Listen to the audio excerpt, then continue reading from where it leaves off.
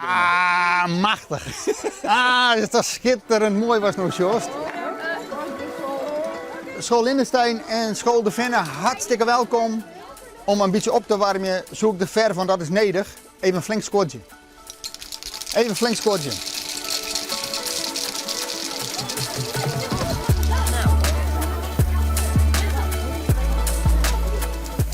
Wij zijn een decor aan het beschilderen met graffiti.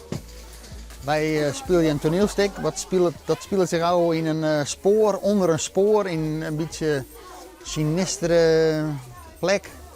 En toen dacht ik van, ik wil het met graffiti beschilderen, want dat juist op die plekken heel vaak, hè, is graffiti.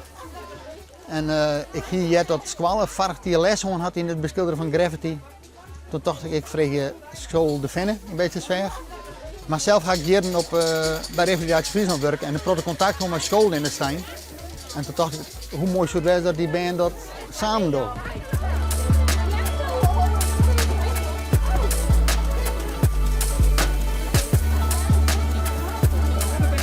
Hoe leuk is dit?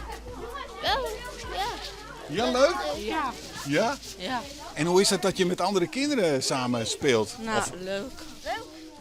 Ja. wat ben je aan het maken? Een beetje met de...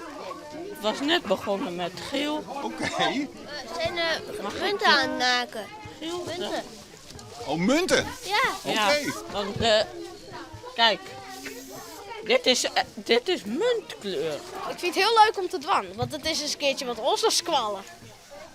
Dat is wel beter, hè, als kwam. Ja, veel beter. Maar en het gaat goed, omdat je oors nooit met elkaar in de klas zitten. Nee, maar samenwerking gaat goed en het is heel gezellig. Ja. Je hebt het wel even hoor. Of ben je hem alleen nog maar druk aan de met de graffiti? Nou ja, we zitten ik wil samen gezellig te kletsen, hè? Ja? Ja.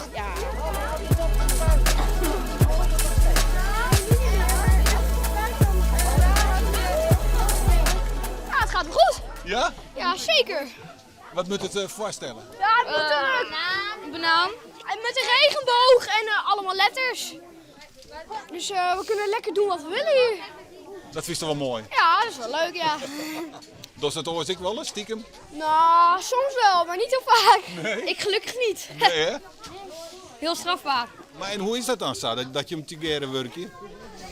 Best wel leuk, ja. Ik vond het wel gezellig. Ja, het gaat goed. Ja. Ik ben wel lieve jongens. Ja. Ja, voor de eerste keer gaat het goed. Ja? Ja, zeker. Voor de eerste keer gaat het goed. Ja. Ja? Vind ik ook, ja. Helpen de jongens die wel een beetje? Ja, bijvoorbeeld bij het jaartekenen. Ze helemaal bovenin, daar kom je niet bij. Ja, nee. Ja. Weer ruilen, hè? Ja.